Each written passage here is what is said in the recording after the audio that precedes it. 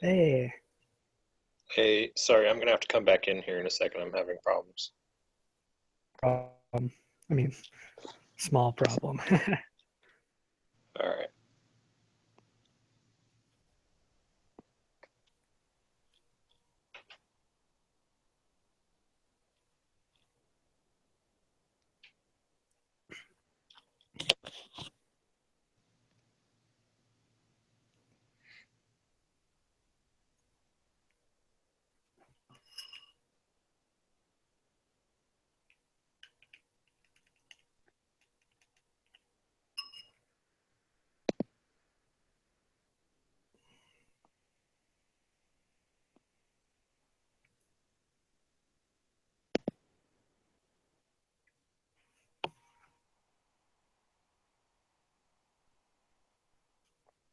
Okay. Problem solved. Nice. How'd the test go for you? Are you talking about the exam that we had to take, or Yeah, yeah. I didn't do too hot on it because I took it pretty early in the week before I finished the lesson. Hmm. And so I kind of struggled with a lot of the GDP questions. Yeah, yeah. Now, did you read anywhere that we could use a blank Excel sheet? I got that idea in my head somehow, and I don't know how I did that. I want to say that it said that you could, but I can't remember exactly where it said that. Here, like, I planned all my studying around that, and at UVU, the testing center didn't have it listed as like something I could use, and I couldn't find anything to use. And so that Huh. messed me up really good because I just kind of learned how to do a bunch of it with Excel. Oh yeah, that'd be rough. Yeah. And then the test password like didn't work the first two times I went in. Yeah, And so so so my the because I go to an institute building here in town, and so my proctor was like, "Oh, let me just call them real quick," and they're like, "Oh yeah, they changed the password, but they didn't like tell us." And so yeah. I know Doug mentioned the same problem that he had to reschedule to go and take it. Yeah. Because I had mine set up when the testing center was closed or something. Hmm. It took like 3 trips to the UVU testing center to get that figured out. Jeez. So did you Yeah, send and so this? I Did you send the email to Tim sent it. too? I think I sent it to everyone. Let me double check.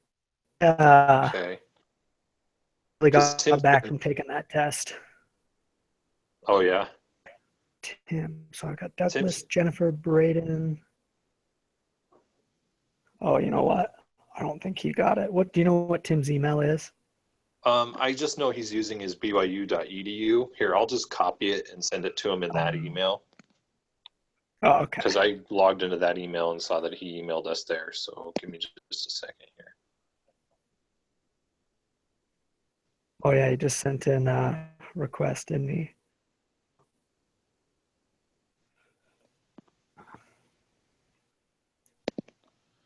Oops, better copy the link first.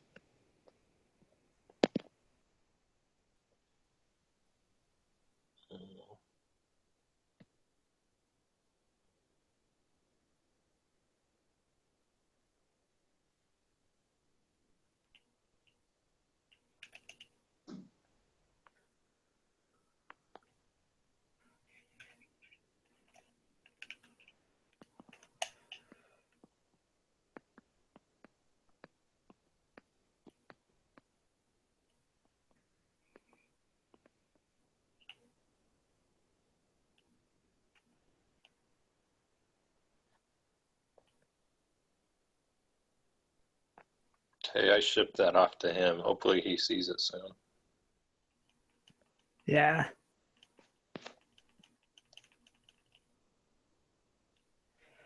But yeah, I am terribly unprepared this week because I've been spending all my time trying to get that test figured out. Yeah. Well, I knew since I was working tonight that I wasn't going to have time to go down and take it today, and so I was just like, "Oh, geez." And so I took it Yeah. like, or I took it like Wednesday last week, and I was just like, "Oh, I was not ready for that." uh, very differently if I could take that test again. Hopefully, the next one I'll be a little better. Yeah, seriously. But the weird thing is, I thought I was doing really good, like while I was taking the test. Like, I think it was just some of the tricky wordings. Yeah, it seemed a little strange. I think. Yeah, there we go. There's Tim. Hey guys, Awesome. can you hear me? Hey, Yep. Sweet. yes.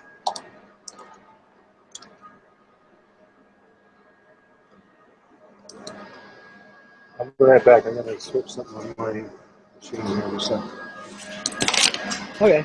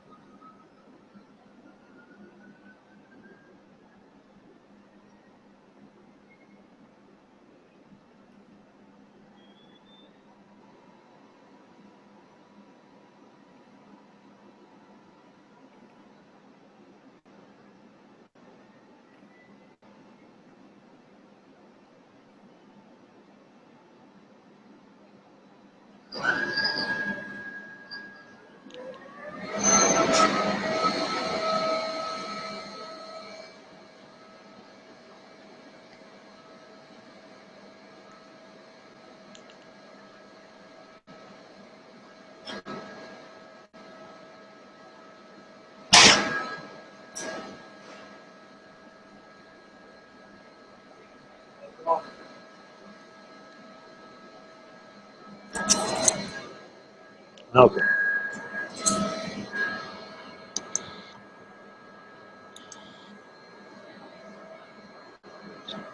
Nobody else yet, huh?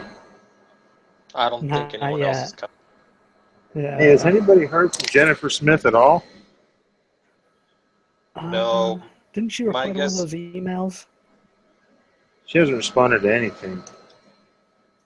she dropped the class because I finally got a response from Braden, and he was like, "Oh yeah, I dropped that class," and I was like, "Oh okay."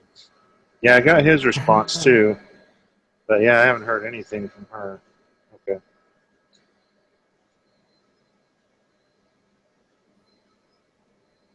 All right.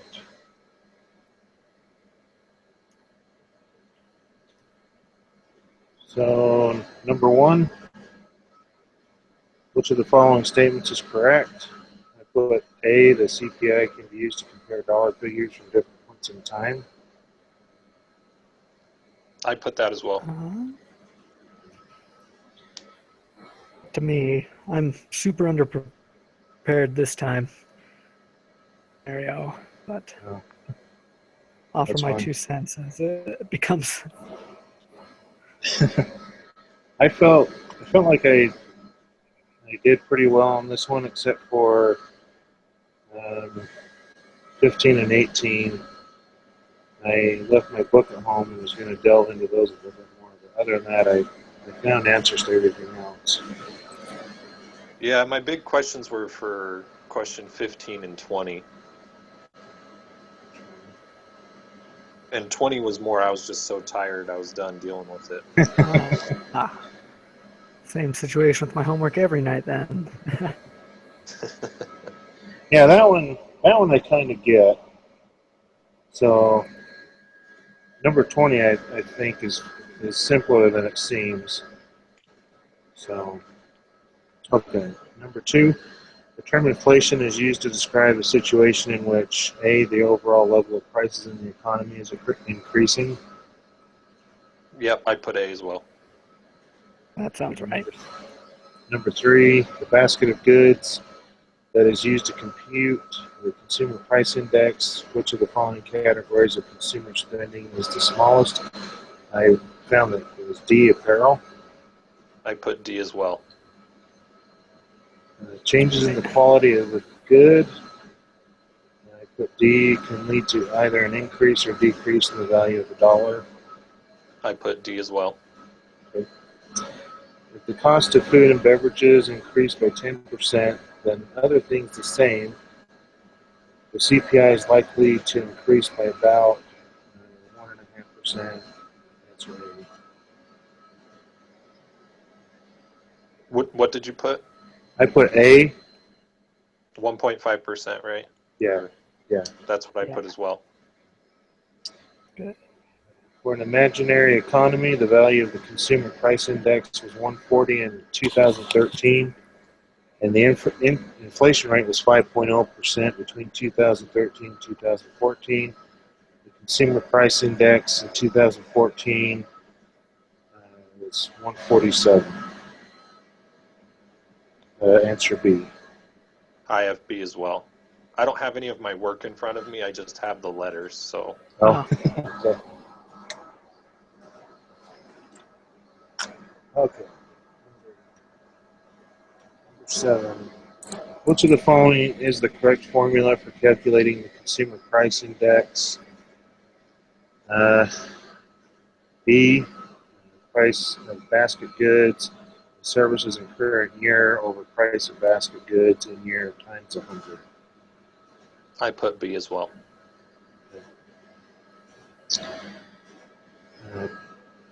Number 8, the table below shows the prices of baseball bats for 3 years. Assume that the typical consumer's basket consists of 6 baseballs and 2 baseball bats.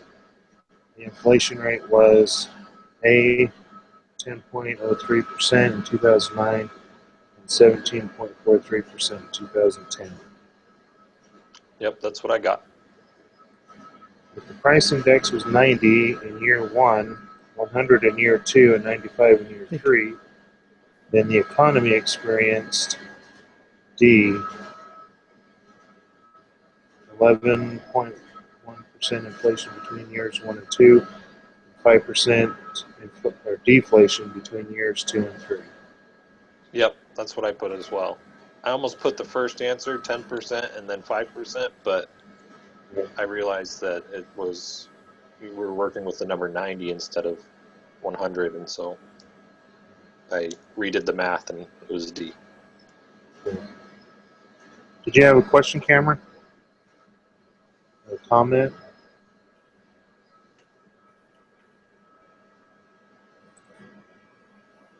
I don't know. Did we lose him? Maybe. I'm still here, barely. My computer is doing Oh, okay. You're just being quiet. something. Okay. Let's see. 10. Which of the following statements best represents economists' beliefs about the bias in the CPI as a measure of the cost of living? I put D. There is still debate among economists of the severity of the CPI bias and what to do about it. I put that as well. 11. If the quality of a good deteriorates while its price remains the same, then the value of a dollar, C, it falls and the cost of living increases. I have C as well. Number 12. Which of the following is the most accurate statement? Put B. In the 1970s, both the GDP deflator and the consumer price index showed high rates of inflation. In the late 1980s, 1990s, and 2000s, both measures showed low rates of inflation. I put B as well. The primary purpose of measuring the overall level of prices in the economy is to C. Allow for the comparison of dollar figures from different points in time. I put C as well. And I think that one and number 1 are pretty much the same ones. Okay, 14. Megan's salary for 3 consecutive years, along with other values, are presented in the table below. Suppose the consumer price index for 2013 is not necessarily 235.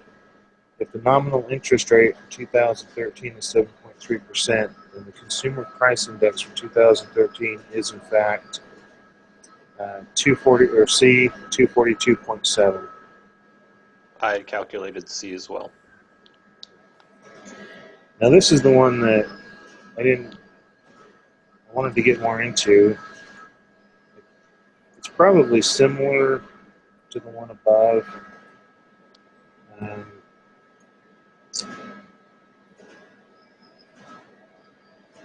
Let's see. It's asking about the expenditures, Mm-hmm. so I wasn't too sure. I have on my sheet here that I kind of narrowed it down between A or B. I don't know if you were thinking along those lines as well. Right. I'd kind of ruled out C and D. Like I said, I don't have my stuff in front of me right now. So I can't really tell you how I got there. Right.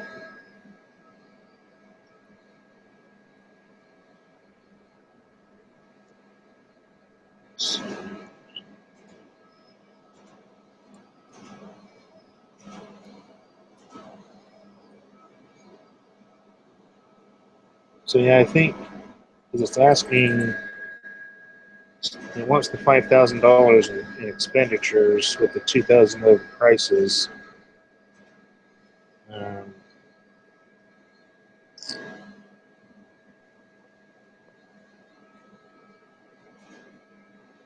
Yeah, I would think it would be closer to C. I'm sorry.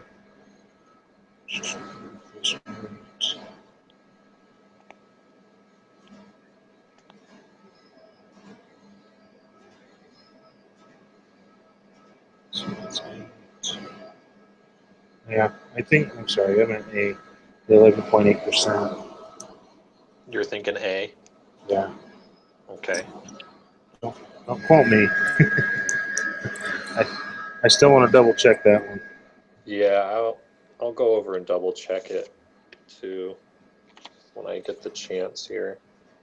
if the CPI was 95 in 1955 and is 475 today, then $100 today purchases the same amount of goods and services as B, $20 purchased in 1955. I got B as well.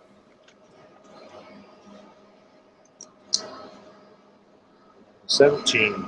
You know that a candy bar cost 5 cents in 1962. You also know the CPI for 1962 and the CPI for today. Which of the following would you use to compute the price of the candy bar in today's prices? C, 5 cents. And then we have today's CPI divided by 1962 CPI. I did C as well, and I came to that conclusion by using the previous problem's numbers and plugging them into the equation. Cool. Okay. And 18, Will's expenditures on food gives us the same table. To the nearest dollar, Will's food expenditures in 2009 dollars amount to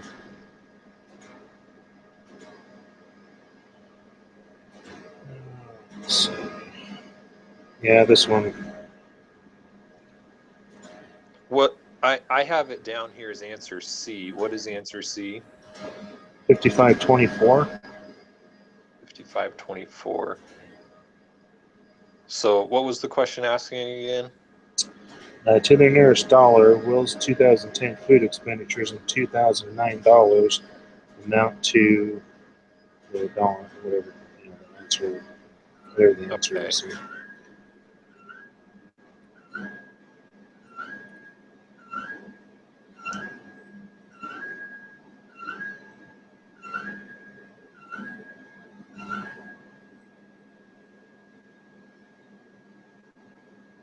So his expenditures in 2010 were 5,800. Then in 2009, they were 5,000, and his CPI was 160, and the 2010 CPI was 168. Yeah, so I think what I did on that one was I calculated what the inflation rate would be. Okay. Because you have the CPIs, and so you can find the inflation rate real quick. And then you find what $5,000, or you use that inflation rate and you reverse it on what his expenditures, so 5,800. So like, let's say you were taking $5,000 and you wanted to find what its inflation was, and the inflation was 5%. You would times it by 1.05, and then that's how much it would be with inflation. But you can reverse that, and so if you divide it by 1.05, it'll give you what it was in the previous year. Do you understand what I'm saying there? Yeah. So so that comes out to that. If you round it to the nearest dollar, then it's 55.24. Okay. Cool. Do you have any questions on that about how I got there? No, I just did. So I divided the 160 by the 168, or vice versa, and came up with that 1.05, and then times that by the 2010 dollar amount. It gave me 55.24. Cool. Okay, number 19. If the nominal interest rate is 4% and the real interest rate is negative 2.5%, then the inflation rate is, I put D, 6.5%. Yep. And there's that easy little equation in the book that tells you how to get there. And then this one, number 20, suppose that over the past year the real interest rate was 6% and the inflation rate was 4%. It follows that I put D, and from what I can tell is you just take the 6 and the 4 and add them together, and that gave me 10. And then the purchasing power of savings increased. I had the 6%, because that was the real interest rate, the original. Okay. Yeah, I like I said, it was getting late last night, and that was the last question, and I was just like, it was just too much for me at that point in time. Yeah, I understand.